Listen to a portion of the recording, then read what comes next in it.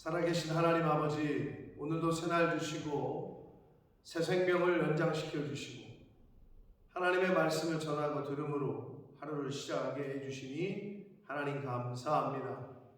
오늘 하나님의 말씀을 통해 주시는 교훈을 잘 가슴에 새기고 오늘 한 날을 살아가는 데에 표대가 되게 해주시고 기준이 되게 해주시고 그 말씀에 순종하며 사는 한 날이 되게 해 주옵소서. 예수 그리스도 이름으로 축복하며 기도 올리옵나이다. 아멘. 9월 18일 월요일 새벽예배 본문의 말씀은 출애굽기 8장 1절로 15절까지 말씀이 되겠습니다. 출애굽기 8장 1절로 15절까지 말씀을 통해서 하나님이 주시는 은혜를 함께 나누도록 하겠습니다.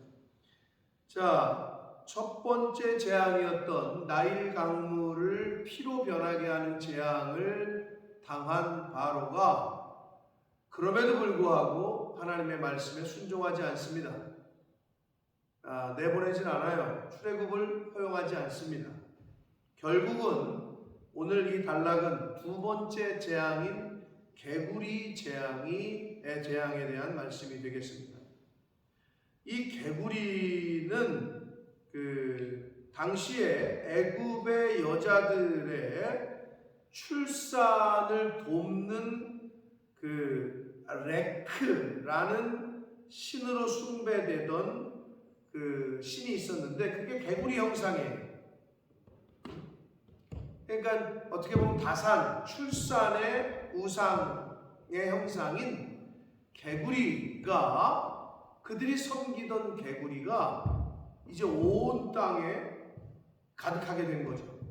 그러니까 자신들의 섬기던 우상이 어떻게 자신들에게 재앙이 되어버린 거죠. 결국 우상은 재앙이 될 수밖에 없어요.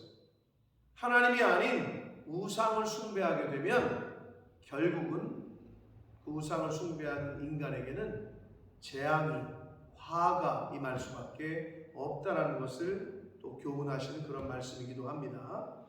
자, 애굽에 내린 재앙 중에 두 번째 재앙인 개구리 재앙에 대한 말씀을 한 절씩 보시면서 함께 은혜를 나누도록 하겠습니다. 1절입니다. 여호와께서 모세에게 이르시되 너는 바로에게 가서 그에게 이르기를 여호와의 말씀에 내 백성을 보내라. 그들이 나를 섬길 것이다. 자, 계속 제가 이 출애굽에 대한 하나님께서 왜 출애굽을 시키시는지에 대한 출애굽기를 시작하면서부터 계속 말씀드렸습니다. 하나님께서 왜 이스라엘 백성들을 구원하시느냐? 왜 출애굽을 시키시느냐? 왜 그들에게 자유를 주시느냐? 하나님께 예배하게 하기 위해서, 하나님께 제사 드리기 위해서, 하나님께 영광을 돌리게 하기 위해서 구원시키시고 출애굽을 시키시고 은혜를 주시는 거예요. 오늘도 마찬가지입니다. 하나님께서 우리들을 왜 구원시키셨느냐? 왜 십자가의 은혜를 주셨느냐? 왜 복음을 듣게 하셔서 우리를 진리로 자유케 하셨느냐? 하나님께 예배하는 삶을 살라. 하나님께 영광을 돌리는 삶을 살라고 그러한 은혜를 주셨습니다. 2절 봅니다. 내가 만일 보내기를 거절하면 내가 개구리로 너의 온 땅을 칠 것이다. 개구리 재앙에 대한 예언을 이제 경고를 하십니다. 3절 개구리가 나일 강가에 무수히 생기고 올라와서 내 궁과 내 침실과 내 침상 위와 내 신하의 집과 내 백성과 내 화덕과 내 반죽 그릇에 들어갈 것이며 개구리가 너와 내 백성과 내 모든 신하에게 기어오르리라 하셨다 하라. 이 개구리 재앙에 대한 경고를 바로에게 가서 하라는 거예요. 자, 5절 봅니다. 여호와께서 모세에게 이르시되 아론에게 명령하기를 내 지팡이를 잡고 내 팔을 강들과 운하들과 못 위에 펴서 개구리들이 애굽 땅에 올라오게 하라 할지니라.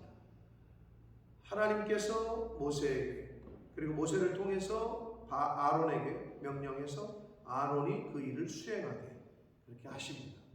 개구리 재앙의 집행을 하게 하십니다. 6절 아론이 애굽 물들 위에 그의 손을 내밀매 개구리가 올라와서 애굽 땅에 덮이니 이제 개구리 재앙이 실행이 됐습니다.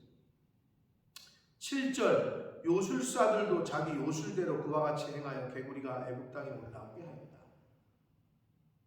계속해서 속임수를, 그리고 계속해서 그 바로의 요술사들과 마술사들이 따라하고 있어요. 모방을 하고 있어요. 하나님이 내리신 징벌에 대한 모방을. 그러나 그들의 요술과 그들의 마술은 속임수고 제한적이고 한계가 있다는 것을 성경은 이제 계속 말씀합니다. 자, 8절 봅니다. 바로가 모세와 아론을 불러 이르되 여호와께 구하여 나와 내 백성에게서 개구리를 떠나게 하라. 내가 이 백성을 보내리니 그들이 여호와께 제사를 드릴 것이다. 바로가 출애굽을 허락하는 듯한 발언을 합니다. 그러나 이것은 그 개구리 재앙에 당시에 직면한 위기를 모면하려는 바로의 어떤 일시적인 변화의 마음이었어요. 그러나 그가 또 마음을 강팍하게 해서 허용하지 않죠. 허락하지 않습니다. 자, 그러나 일단 바로의 말을 들은 모세가 9절 바로에게 이르되 내가 왕과 왕의 신하와 왕의 백성을 위하여 이 개구리를 왕과 왕궁에서 끊어 나일 강에만 있도록 언제 간구하는 것이 좋을지를 내게 말해달라 라고 이야기를 합니다. 그러자 바로가 이르되 내일이니라. 내일 그렇게 좀 해달라. 모세가 그래서 말하기를 모세가 이르되 왕의 말씀대로 하여 왕에게 우리 하나님 여호와와 같은 신이 없는 줄을, 여호와와 같은 이가 없는 줄을 알게 하겠다. 당신이 원하는 대로 내가 하나님께 기도해서 하나님이 이 개구리 재앙을 그치게, 왕궁에서 바로에게서 떠나가게 하겠다. 오직 나일 강가에만 머물도록 하겠다. 그것을 보면 오직 하나님만이 참신인 것을 당신이 알게끔 내가 하겠다. 이렇게 얘기를 합니다. 11절 개구리가 왕과 왕궁과 왕의 신하와 왕의 백성을 떠나서 나일 강에만 있으리라 라고 이야기해요. 그래서 12절 모세와 아론이 바로를 떠나 나가서 바로에게 내리신 개구리에 대하여 모세가 여호와께 간구하며 개구리 재앙을 그치기를 하나님께 기도해요. 그러자 13절 여호와께서 모세의 말대로 하시니, 모세가 간구하니 하나님께서 그 말대로 하셨다. 성도가, 하나님을 바르게 믿는 참 성도가 하나님께 기도하면 하나님께서는 그 성도의 기도대로 행하시는 분인 줄 믿습니다. 모세의 말대로 행하셨다. 성도의 기도대로 행하실 줄 믿습니다. 개구리가 집과 마당과 밭에서부터 나와서 죽은지라 사람들이 모아 무더기로 쌓으니 땅에서 악취가 났다 라고 되어 있습니다. 자, 서두에 말씀드렸어요. 개구리는 그들이 섬기던 다산의 신이었고 출산의 신이었어요. 그런데 그들이 섬기던 우상, 그 신에게서 악취가 났다. 사랑하는 성도 여러분, 우상에게서는 악취만 풍길 뿐입니다. 그러나 그리스도 예수에게서는 향기가 납니다. 그리스도의 향기, 사랑의 향기, 은혜의 향기, 평안의 향기. 그러나 우상에게서는 악취가 난다. 15절 그러나 바로가 숨을 쉴 수 있게 됨을 보았을 때에, 이제 개구리 재앙에서 조금 숨통이 튀었을 때 이제 좀 평안해지니까 그의 마음을 완강하게 하여 그들의 말을 듣지 아니하였으니 여호와께서 말씀하신 것과 같더라. 자, 바로는 자신이 그렇게 말해놓고 자신이 부탁해놓고 그래서 하나님께서 은혜를 베푸셨어요. 모세를 통해서 모세의 기도대로 응답하셨어요. 그러면 바로가 자신에게 베푸신 그 은혜를 기억하고 모세의 말대로 하나님의 명령대로 출애굽을 허락했어야 되는데 이제 자기가 좀 살만하니까 다시 잊어버려요. 다시 마음을 돌이켰어요. 사랑하는 성도 여러분, 고난 가운데 성도가 기도를 합니다. 고난 중에 있을 때 목회자가 축복을 하고 기도를 합니다. 그래서 하나님이 은혜를 베푸십니다. 그럼 어떻게 해야 돼요? 그 은혜를 잊지 말아야 돼요. 그 은혜를 기억해야 됩니다. 그런데 어떻게 우리 인간은 이제 살만해지면, 이제 좀 괜찮아지면 개구리 올챙이 쪽 생각 못한다고 하나님이 베푸신 은혜를 잊어버려요. 하나님의 사랑을 잊어버려요. 여러분, 그래서는 안 돼요. 즉 배은망덕해서는 안 돼요. 인간 세상에서도 마찬가지지만 신앙생활에서도 마찬가지예요. 하나님에 대한 로열티를 보여줘요. 신의와 의리와 신뢰를 보여드려요. 근데 인간은 이걸 너무 쉽게 잊어버려요. 꼭 바로와 같은 요소죠. 자기가 살만해지고 자기가 숨을 쉴 수 있게 되니까 다시 마음이 강팍해지고 완강해져서 허락하지 않아요. 자기가 말한 거를 손바닥 뒤엎듯 뒤엎어버려요. 사랑하는 성도 여러분, 고난 중에 베푸시는 하나님의 은혜를 잊지 마시기를 축복합니다. 잊어서는 안 됩니다. 하나님이 베푸신 은혜, 하나님이 베푸신 그 구원의 은혜, 사랑, 여러분의 인생 가운데 하나님의 베푸신 은혜를 경험하신 것들이 있을 거예요. 기억해내셔야 돼요. 잊지 마셔야 돼요. 그리고 그 은혜를 갚으셔야 돼요.